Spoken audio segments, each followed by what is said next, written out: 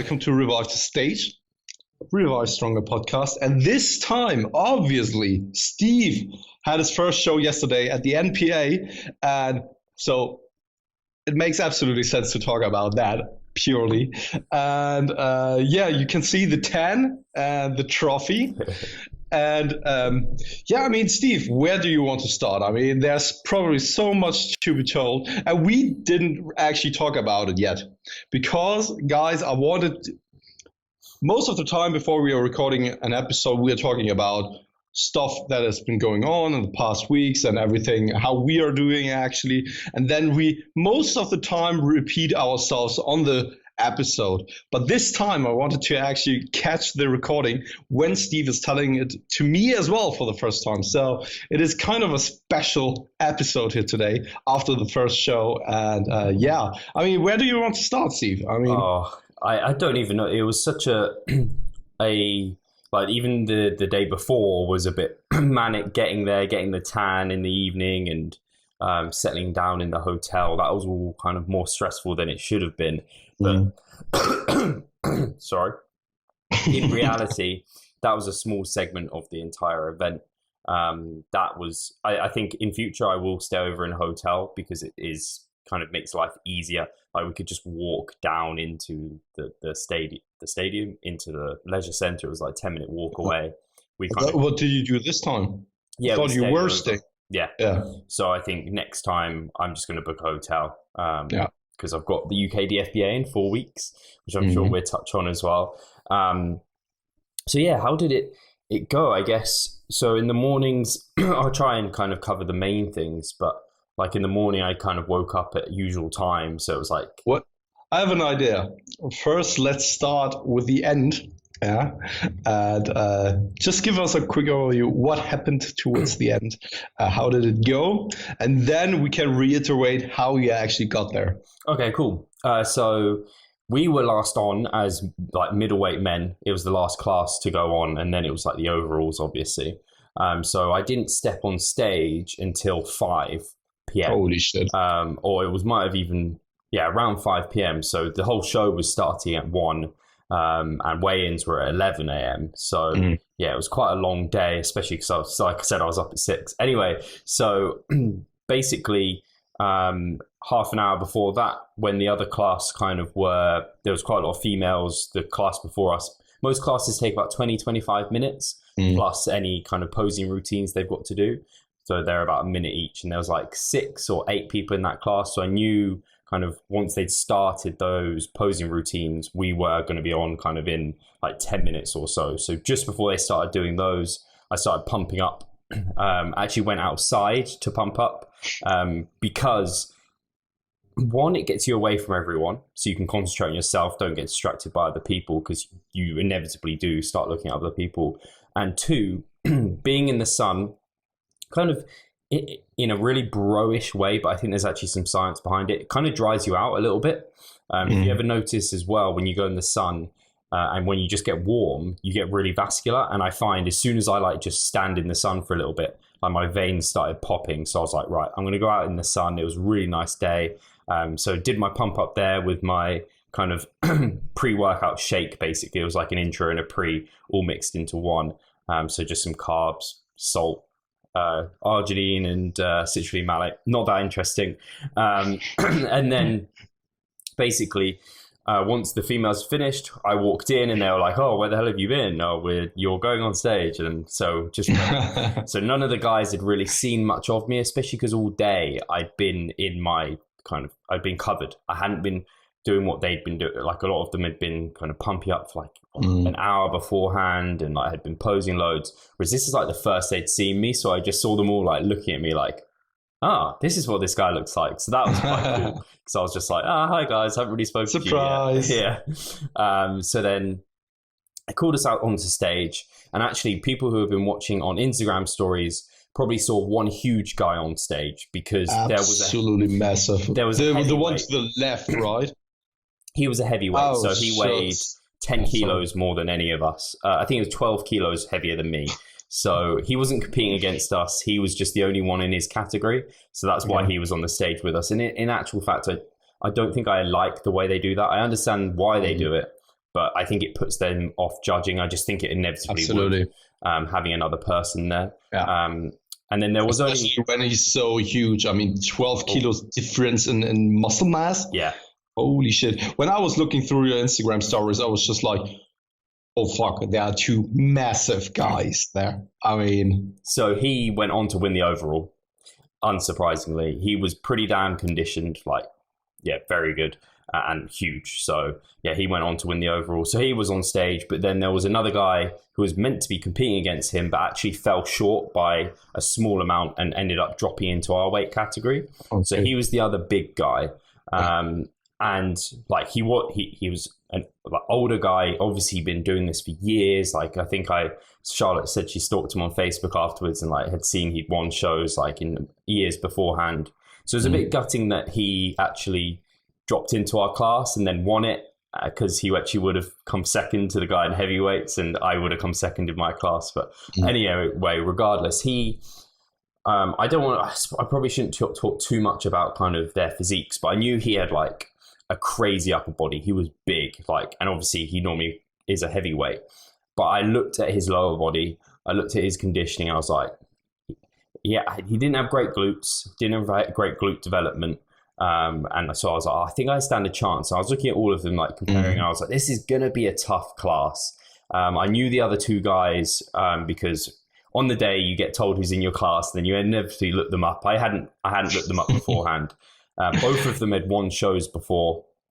One of them was a 3DMJ athlete. The other one is coached by Sam Watts, who is, I don't know if you know who he is, but I know him. Nunez has posted him. He's freaking huge. He's like got powerlifting totals that are like world records. I actually follow him on Instagram. Yeah, he's insane. His deadlift and squats are insane. So, I think yesterday even I saw him deadlift 320 kilos or something. Like yeah, I mean, but yeah, both of them had good coaches. And both of them had won shows before, so they're both like legit athletes. They both look good, they look the part, and I was like, man, I also look the part, and it was like, this is going to be tough. We got on stage and they were like, the Michael, the guy that runs the NPA, was like, guys, look at the quality of athlete that's on that stage. Like, this is going to be tough. And so as soon as I started like on stage, and I just literally, I posted up a photo on Instagram just now with a massive grin on my face. I was like that the entire time. I had an absolutely fantastic day. Literally, I was talking to Charlotte about it last night, and it was bringing me to tears. I don't cry easily. I'm not very emotional, and that's like, I just don't do that. I don't know. But even thinking about it now kind of brings me to tears a little bit. Just the euphoria of being on stage, and I could see Team Revive members in the crowd, so I could see them like dotted a bit around, like on the top left, in the middle, and Charlotte was at the bottom, and I was looking at them during my poses and just like smiling at them. I wasn't really focusing. I mean, I was showing the judges, obviously that's where my target was, but I was looking up to them and smiling. I could hear them shouting me like hamstrings, glutes. So it was just incredible, indescribable, especially because in 2014 I had people in the crowd, but I was so nervous and so like preoccupied with little things that didn't matter. Whereas this time I just felt in control and I felt amazing. The pump up worked excellently. It was kind of like all day I'd been lying dormant and I was like, guys, I don't really know how I'm looking. I haven't really been doing anything. I've just been like not doing much. So I had a Subway 2 hours beforehand, just a 6-inch teriyaki. About a gram of sodium in there as well, 50 grams of easy digestible carbs, get things going. Had a bit of a pump up. I was like, right, things are going good. So then the pump up went really well. So we're on stage. You're not on stage for that long. So they just take you through the mandatories, and then they kind of, there's 3 rounds they're posing. But like I said, it only takes about 20-25 minutes. So they put us through round 1 of mandatories, then they put you to the back, and then they place you. So I got put next to the guy who came second in the end. So they're obviously like comparing us quite a lot. I think they kind of decided potentially on first place with the guy who you said who dropped into our weight category with the big upper body. So yeah, it was incredible being on stage, and then you get to have the pose down, and everyone was super friendly for the most part, and like it was just incredible. the thing I noticed was, I mean, I sweat like you sweat like nothing else. And legs shake. It's really hard. I don't know what, like I hadn't been posing all day, but as soon as you start posing, like your legs are just shaking. Legs are the hardest thing to keep switched on and going. I gave it all my all. I was really happy. Posing routine apparently looked good. I know I rushed it because I had about kind of 5 seconds at the end with the song, and I was just like, oh, I finished. I'm just going to hold my most muscular and smile. But I think for the most part that went well, and it's not judged. It's just I like to have that, and the guys are really appreciated actually in the team guys, because they're like, oh, it's a really good choice of song because Eminem, Revive, Cinderella Man coming back stronger, so they really appreciated that, and that's a big reason I chose it. It was like for the guys, like it doesn't get judged, but if I'm going to have an audience there, I want to perform for them. So yeah, that was the end of the day basically. And actually at that point, I wasn't sure if I'd qualified for finals, because I wasn't sure if it was just first and second place, but it would third place get it as well. So I have qualified for finals. Cool. And I asked for, I guess this is at the end of the day, because I wanted feedback from the judges. I know Michael, who runs the NPA as a judge, and he obviously I kind of know him now because he took me through the polygraph, which we'll go over, and like talk to me about that. And he wanted to actually talk to me at the end of the day, which I don't know really why he wanted to. I don't know. I competed in 2014, so he kind of knew me. He knew me online, and he knew I had quite a large following, and he just wanted to say like that I'd improved so much since then. And he actually only had really good feedback for me. He said he could have had me third or second. He would have been happy with me in either spot. It's just the reason I didn't place first was lack of size compared to that other guy. And in my eyes, and this is obviously subjective, I think the NPA place size and especially upper body size in favor, because legs wise, I think if anything, I had the same size, if not bigger legs than a lot of the guys. And I mean, comparing your lower body to the other guys, I mean, your lower body was so well conditioned and looking really proportional, I think. Yeah. I mean, I just had a look over the images, and also, yesterday I watched the Instagram stories, and what stuck out the most to me personally was really your lower body conditioning. Like everything was kind of in place. I had the feeling that nothing was too big or too small. Everything was detailed enough and was looking really, really good, I think. And together then also with your new trunks and with the tanning, it really stood out to me, I think. I loved the tan. I absolutely loved, and those trunks. They're such a cool cut, and the color looks so good. Yeah. They just stood out, which was really nice. And they're small details, but I mean, for the photos, they're going to look amazing. And I'm excited for the professional photos. But yeah, part of my feedback was I was well balanced, well conditioned, like in proportion, upper and lower body. So it's just like, in actuality, I think I have a really good baseline bodybuilding potential. I just need more years in the game. Come back in 3 years' time, I'm pushing the upper end of this weight category. I think I can take it. I think I could win. And obviously it depends who comes up on the day, but no one's going to beat me for conditioning. So if I just keep putting years into this game, more size. And it's funny. It's funny because I can remember a couple of months back, we were talking about exactly that, right? Yeah. I mean, talking about pro card or becoming pro in the future. And I always told you that I think you have the potential to become a pro in 5 years, up to 10 years. Definitely. I mean, just imagine how much your progress has been over the past 2 years. Try to continue on that path. And I mean, you know your body better than the last years, and you can only improve, I think. Yeah. And I think I totally agree with what you're saying there. And I'm really confident about you turning pro at some point. Yeah. And I think my conditioning, my package will get rewarded differently in the UK DFPA. I hope so anyway, because it did in 2014. where they are more about overall package, I feel, potentially, and more about conditioning, because I think looking back at who I placed above and below in that year, the guy I placed above, I had better conditioning and an overall package, but he had really good abs, really good upper body, really chunky. I think he probably actually would place well in the NPA. And this is where the subjectivity of the sport and the judges come in. Absolutely. One of the things I did get feedback on, which it kind of frustrated me to get this feedback, and I understand it, was my abs weren't thick and they weren't like bulky. And I literally, all I wanted to say was like, that's my abs. Like, I don't have big bulky abs. Like, I have a massive gap in between. We know, the viewers know this. Like, we know this. Like, it's similar to calves, but you can't even, abs are even, I think, because there's so much more to them in terms of shape and structure. Yeah, you can make them bigger, but even more so than your calves. Like, your calves, you can definitely make bigger, but you can't change the structure of your abs. You can't get an extra abdominal. And I mean, then it comes again down to subjectivity. And is it really that every federation is looking for those bulky abs which are sticking out?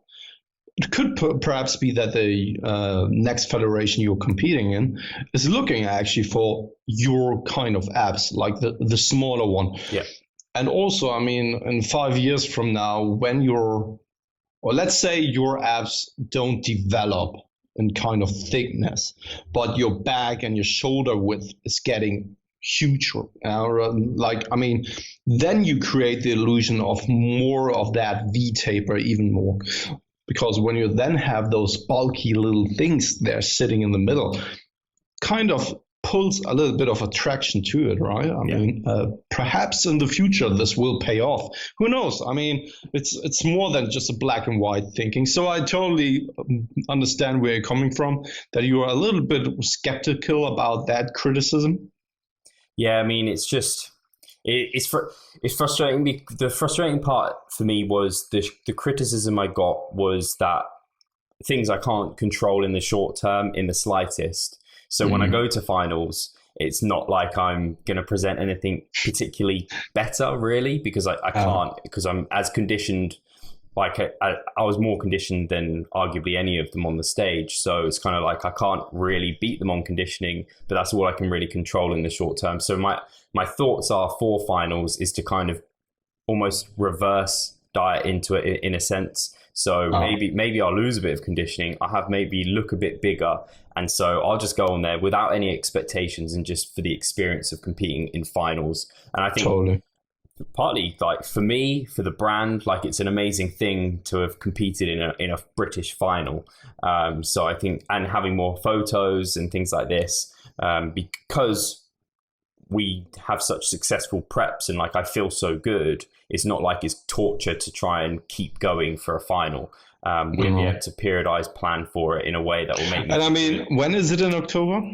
I actually don't know. I'm not sure if it's the end or start. It would be super cool if it's more towards the beginning, because you have your show at the end of September at the UK DFBA, so would be perfect actually. Yeah, I mean, I think the finals for UK DFBA are in October as well, so they all fall around the same sort of place. So it'll be a lot of just like short depletion and then repletion and like just digging and going into it. So I mean, plans. It's only 4 weeks now, just under 4 weeks now until the UK DFBA show. So I've only got a mesocycle. Exciting. I've got less than a mesocycle of training even. So my plans for that, and I haven't formalized my exact plans. I kind of thought about them last night, and I guess I wanted to talk to you with them, Pascal. Whether we do that on air now or we can do that off air, I don't know if we want to talk more about. Maybe I can talk about future plans next week. Let's do that. Let's keep it here about the show, about your experience, and then, I mean, the next week we need something to talk about, right? True. And, well, I need to get Luke Johnson back on and probably AJ as well. Yeah, totally. That'll be good. Before that, like I said, I got that Subway. I hadn't really been eating a lot the whole day. Broderick told me to try and keep my water intake somewhat to a limit. So I hadn't been drinking much. So I'd only actually had maybe breakfast. I just had some oats and protein powder in the room. I had a few more Snacker Jacks because my weigh-in was low. So I was like, I think I need to fill out a little bit. But to be honest, like trying to make changes or like trying to fill out on show day, I think it's a bit of a bad idea. I think you should probably try and be ready on show day. And all you're doing then is just keeping any energy in, and then you're just hibernating until you're on stage. I think that's that I learned actually is now something I like having a plan on show day. I don't really like just having the thought of, just nibble on some food and just like try and keep your water intake down. And then when it comes to stage time, pump up and do this. I think for me and for our athletes now, I have a really good, vivid idea of how I want them to approach the day. And there's nothing clever about it. There's nothing scientific particularly about it. It's just you're ready on the day, but everyone who is a bodybuilder is like, they want scheduled timings. They want all of this. So I'm going to be like, right, pretty much what I'm going to say is every 3 hours, have a meal, 20 to 30 grams of protein, 50 grams of carbs, 10 grams of fat, absolute max, whatever that is, make it something you're used to eating. And then however many meals you need to have until you're on stage. And then before stage, do this and this, and then they're on. I think now we've like got that and I've experienced it again and I understand the whole peak week process. I'm so confident in peaking like myself and clients now. It's been an amazing experience from that angle. So yeah, before that, all I'd had was, then I had a tin of tuna.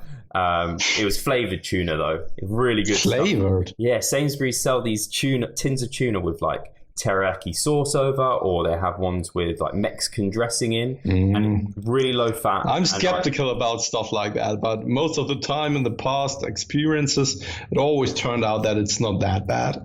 No, yes, they're really, really nice. Like I've been stocking up on them. They're really good. They're super convenient. They're like just under 20 grams of protein. So I had that with a cappuccino and had some rice cakes, some Snacker Jacks with that earlier in the day, and then just sipping on water through the day.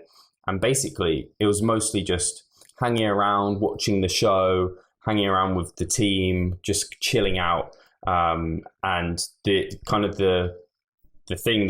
only other thing that happened was the polygraph, which is what we're going to talk about now, I guess, which was intense to say the least. So to give a bit of background, obviously, people who know Revive Stronger, they know me, they know the brand. It all came about because I had a car, I got hit by a van, I had a head injury, and one of the consequences of that was I had 2 banned substances, actually. I think 2, because I'm not completely sure what the diuretic was, if I had a diuretic or what it was or anything like that. It was so long ago, I can't remember. But because of my low sodium, I had a diuretic, I think, so to help me pee and keep my sodium at a good level. And then because of my head injury again, I had testosterone replacement therapy to get me back to healthy levels. So I knew I had these 2 banned substances, and in NPA are drug-free for life. And so in 2014, I'd already approached Michael and said, I've had this, I've got doctor's information, everything. Can I still compete? Yes, I can. The UK DFBA, the same. BMBF, no. And the same is this year. So those 2 feds let me compete. BMBF, I can compete like next year because I'll be 7 years free of it. But right now I can't. So it's funny how that works. Like NPA drug-free for life, but they will let me compete. BMBF are not drug-free for life, but they let me compete after 7 years, but not now. It is what it is. I don't understand the reasoning behind it, but no, that's not up for debate right now. I mean, that's a whole different topic in it for itself, and I think. So I wasn't polygraphed back in 2014 for either federations. It's very expensive, and so they don't polygraph many people. And as you know, it took an hour and a half. So if they were to polygraph everyone, people might take shorter or longer, but it's a long process. So I was picked out because the other 2 I think all of the other competitors in my class had been polygraphed in the past. And Michael had been looking at my shots and was like, not only do you have a big presence online, so it's kind of good to have done this with you because I'll be able to share the story. But he was like, you look crazy, like you look really, really good. And so you should take this as a compliment. But so I leading into this, I was already like shitting my pants because I was waiting for this to happen. I didn't think it was going to happen, but I was waiting for the day that I'd get polygraphed because I was like, it just depends how they ask the question. And that's exactly what it was. It was how they asked the question. So for the polygraph, like they sit you down, they talk to you, they make you feel comfortable. You have to sign a load of documents that you're going to tell the truth. It's very much like you go to court or something and you're like, I tell the Lord I'm going to tell the truth, or like on the Bible, whatever it is. It was very much like that. Very, very like official, like super official. They do a few like trial runs on you, and they hook up your fingers. For like perspiration, they have your feet on a sensor pad. They have your butt on a sensor pad. They have your other hand. They have like heart rate monitor. They have two straps around your chest to monitor breathing. They have a cuff around your arm to monitor blood pressure. They film the whole thing as well. So you're being like just in that position, you're like, holy shit, this is like an exam. Like this is intense, and it was intense. So before it, I had to disclose anything that I thought I needed to disclose. So I talked about the possible use of a diuretic, but I didn't know exactly what it was, and the use of the testosterone gel, and that it was for medical purposes. And he was like, before we started, he was like, have you got any concerns? I was like, I do, because it depends how you ask the question. Because if you say, have you ever taken a banned substance that enhanced your performance? I would have to say yes, because I have. And then he was like, but no, you haven't, because you took it for medical reasons to bring you to normal health. And I was like, yeah, but I view health and performance as intrinsically linked in my mind. So if I'm enhancing my health, then I improve my performance. And he was like, yeah, but you're bringing your performance to baseline. You're bringing your health to baseline. You're not enhancing, you're not taking physiological doses to try and get performance improvement. And I was like, I was just feeling a bit unsettled about our understanding of that, because in my, like, I think whether or not you're lying or not, it depends what you're thinking in your own mind about it. And this is, sorry to interrupt you there. I've never been through such a procedure, but I see that it lacks of many possibilities, actually. And in terms of when someone is sitting there who is afraid of getting banned simply because of the thought of it spiking, of sending a wrong signal, couldn't it kind of screw the whole reading? That's the thing. I mean, actually, it's funny. Even if you're natural your entire life, just the fear alone. Let's say someone, his biggest dream was always to step on a natural bodybuilding stage, and he's so afraid of this polygraph test sitting down that because of his biggest dream of stepping on stage could be in danger because of that, even if he's natural all his entire life, the nervousness and anxiety could build up to such a degree that it screws some kind of wrong readings, right? I mean, yeah, because they even actually before that, you have to disclose, like, how did you sleep the night before? Have you had any alcohol in your system? So I had alcohol, which is funny because he had to ask me. I was like, I never drink, but Broderick was like, have the one drink. And so it was funny, you had to do all of that. And you also had to, there was 2 questions you had to lie to. So they were like the testing, I guess, to make sure it was validated. And this was funny because this took a long time. So one of them was you had to think of a moment in your life where you'd either done something illegal or dishonest. And you had to vividly visualize it and then tell a lie. So everyone's done that. So he was like, you'd say no, but obviously yes, and have that moment in your mind. So then on the test, it would show you were lying like clearly. And then the other one was, have you ever told a lie? And he was like, everyone's told a lie. It doesn't matter what it is. Like, there's always a lie you've told. You have to vividly think of a lie you've told and like something you wish you hadn't told and like hadn't lied about. And that was really hard. Like it almost, like it really distressed me because I was like, I don't lie very often. I'm awful at lying. And I can't think of any lies that I've ever told that I regret like badly at all, or like that I've hurt someone.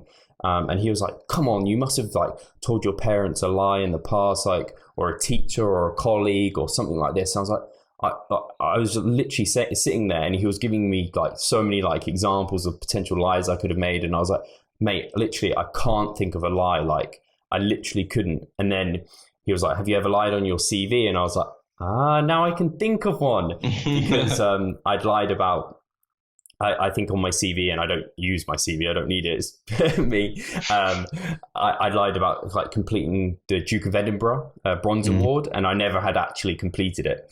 And then he was like, do you regret that lie? And I was like, not really. No. I was like, and he was like, also with the dishonest thing, he was like, do you regret that? And I was like, no. It's like, like it made me realize how good and honest a person I am, because I don't have lies or regrets, or like have done things that are illegal that I regret. I haven't done anything bad.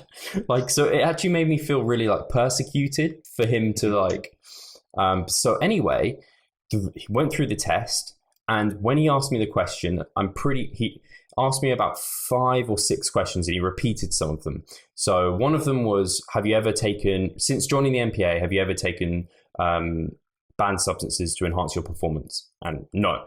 And he said, in your life, have you ever taken substances to enhance your performance? And I said no, but when he asked that question, my heart was racing. I knew I'd like, I was like, if we go off this test, I'm going to fail, because in my eyes, I have, like, in my eyes, that's what it is. And then he asked stuff like, are you sitting down was one of the questions. Do you live in the UK was one of the questions. And then the other 2 were the ones I had to lie about. So I knew I was lying. So have you ever lied? No. Have you ever done anything dishonest? No. And in between each of those, there's like a 20 to 25 second gap. So you're sitting there. And after the first test, I was just like through my mind, I was kind of getting a bit upset, because I was thinking about all the hours that I'd done to get to stage, all the shaving I'd done, the exfoliating, the tanning, all of the people that were going to have to come, who were coming to watch me, the revive to stage, all my supporters. And I was going to have to say, like, I failed the polygraph. I'm not dishonest. Like, I'm telling the truth. I hope you guys still believe me, that I've only ever taken it for medical purposes. And at the end of that test, he said, right, how do you think that went? And I was like, I feel like I failed, because I'm not clear on, like, I don't like the way that question's worded, because I'm not clear on the definition between this and this. And he was like, okay, we're going to run the question. We're going to run it again. I'm going to word the question differently. So he worded it, outside of medical reasons, have you ever taken anything to enhance your performance? And no. And this, I still got a bit nervous about this, but I was like, well, no, because that is more of a clear, definitive question in my mind. It's like, I have, outside of medical reasons, I haven't ever taken it. I haven't. And in all honest to God truth, I'd thought about it, because I had some left over after I'd used it for medical reasons. And I was like, oh, if I use this is going to enhance my performance. I didn't take it. I never took it. And I passed.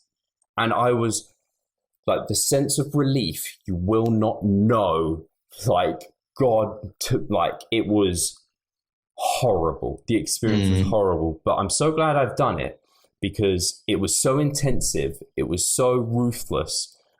It makes me feel better about natural bodybuilding as a whole. It makes me feel better that the tests are a bit more valid, especially in the NPA, because I have heard about tests that take 15 minutes, and that's bullshit. And it makes me feel better about the whole experience just as a whole. And also that now, like, when I compete, I'm not going to have that worry of failing, because I'm not going to fail. And I am a natural bodybuilder, and I'm so passionate about it. It makes me I'm so passionate. I actually wanted to cry. Like, when I passed it, I was just so relieved. And I wanted to give him a hug. Like, literally, I was just like, this means so much to me. Like, it's such a small, stupid thing. It's natural bodybuilding, but like, I love it. I love the sport. And to have passed that meant the world to me. And yeah, it was just, I can't say anything more about it, really. I mean, again, I've never been through such a test. I don't know the process behind it, the reliability of it, and all that kind of stuff. So I can't really make any judgments about it. But I could imagine that it's not actually really not the best and most reliable way to do such a thing. And I mean, in the end, I think actually that the people competing in natural federations who are on gear are simply assholes. Yeah. That's it. And you don't need a polygraph test to exclude them. If they compete in natural federations, I mean, let them.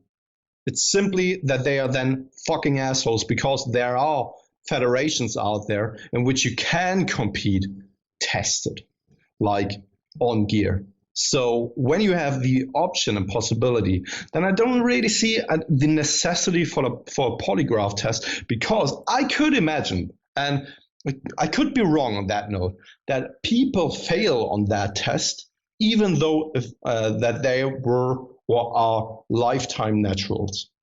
And then they are banned perhaps for life. Yeah, I mean, imagine if I'd failed. Yeah. Like, I would have felt distraught. And I mean, I did fail. I failed the first test, but it was totally the way that, again, it shows the flaw in the system. But it also shows the importance of having a good polygrapher, because the guy obviously had like, maybe not an inkling, but like he could see, I don't know, like he ran the test again, and like he could have not ran it again. He could have just been fuck this guy, but he didn't. Fuck this guy. He's banned for life now. He ran it again. Fucking Steve Hall, that unnutty bastard. Like, but that doing that test fueled my fire, and it still has, like nothing else. I was like, I fucking have done everything. I have passed every single barrier to get to this stage. I want to fucking win. And when I was on stage, I was like that. I feel like I presented myself in a way that was someone who wanted to fucking win that trophy. Dude, that's amazing to hear. This is actually what I was sending you a message on that giving day in the morning when I was out for a walk. I think you were still asleep at that time. Basically, for the listeners, to give them kind of a idea of what I was talking about, it's simply that I told Steve to crush them all and have a fantastic day and enjoy the whole process, because this is what you've been working for the entire time over the past month and stuff like that, right? Yeah. And I mean, yeah. And I mean, I think, I just hope, what I don't want to end up doing, because this is the part of bodybuilding that I hate, is the subjectivity. Because as you do on the day, like obviously our team are biased. They're all going to come to me and be like, Steve, they should have placed you higher, blah, blah, blah. Like, that's expected. What I don't want to happen, and obviously, like drama telling you that you don't need to lose weight because you're looking so cute. And what I don't want to happen, and also the photos I've been seeing and people have been sending me are obviously photos of me where I'm looking good. What I don't want to see, and what I hope I almost don't see, which sounds a bit wrong, like I shouldn't really want to see this, is that when I look at the professional photos and I look at the video playback, that I'm not looking at that and being like, this is a joke. Like, I should have either won or come second. I don't really want that. And I don't think I should even think that, but I can't help that might happen. And I really don't want, and I really hope this didn't happen, in that because I was polygraphed and because I failed the first one and passed the second one, that the judges, maybe knowing this, didn't want to place me in as, like, this is the thoughts that shouldn't be going on in my head. Totally. Absolutely overthinking it. You didn't compete in bikini, right? With my glutes, man. No, but I think you're way overthinking it, and I think that there's no benefit in actually thinking that way. No, it's all about accepting what has happened, and moving on to the next show, focusing on the next show and focusing on what you can do now and moving on from now on. And there's no benefit in actually regretting the things you did in the past, perhaps, or things that turned out a particular way which you are perhaps right now satisfied with, but then when you see some images, you get biased because of that, or you overthink stuff, which is so counterproductive. And I mean, there's no real benefit in it. I mean, you will only destroy the good experiences you've had now with thinking that way. And I mean, just look at the trophy. Anyone who's listening, this double bicep trophy, like it's really cool. Like to have that, and I want more. So I'm going to go out and try and get some more, because it is amazing having that. And I mean, I'll no doubt be doing some comparison photos from 2014 to now. And literally, I look at, like, I'm so proud of my physique. Like, I'm looking at some of the photos that are coming through and I'm like, that is a pro in the making. I really, honestly, truly believe that if I keep building the way I am, I keep bringing the condition I bring. Like, how long have I been dieting? I dieted like 10 weeks. I feel great. I feel fantastic. And this is how you should think, actually. It's not about what happened in the past or living in the past. You can, of course, take the negative moments or the things you want to improve on, but build from there on, and not being stuck in the past, such as so many other people are. Actually, they are regretting the life they lived up until now, and they are then kind of not living the life they actually want to live because they are stuck. And it's you have a clear goal now, and you have a clear motivation, and it's all about putting in the work and effort now. And in all honesty, like I said, I absolutely enjoyed the day. It was one of the best days of my life to date. And I couldn't be happier with how my performance was and my physique on stage. So really, really, really super happy. And yeah, the only other thing I've got to come in between is I do have a photo shoot booked. Yeah. So that's coming as well, which I kind of wish it was like in the next week, because I've got this tan. So that's a bit frustrating. I'm going to have to think about what I'm going to do with my tan. Maybe self-tanner or something like that. Just a normal cream or something. Yeah. I don't know. That's what I did last time. But onwards and upwards from here. Go to the UK DFBA. If I present what I presented yesterday on that date, I'm going to be very, very proud. No, sounded really fantastic. And in general, what you've experienced here this weekend sounds amazing. And I mean, the work you've been doing over the past weeks, a month, is now paying off. And it's another chapter in your total career. Yeah. And when this chapter is over, the next one starts.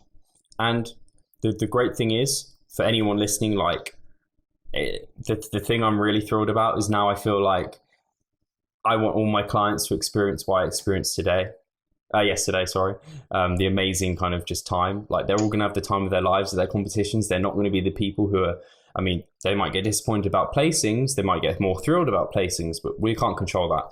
We can control how they feel on the day, how they experience their prep going into it, and things like this. So that I'm really excited for, and to help more athletes have that really pleasurable experience is like, it means the world. You can't ask for anything more. Absolutely.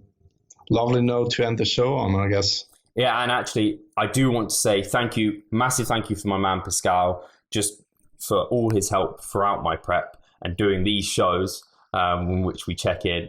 And obviously, massive shout out to just everyone who came on the day. I don't even know how many messages of support, like hundreds, definitely, like on Instagram. Insane.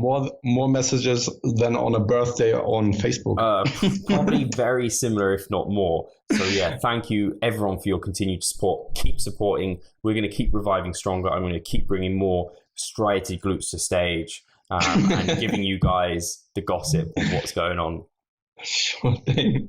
Cheers, guys. Cheers, guys.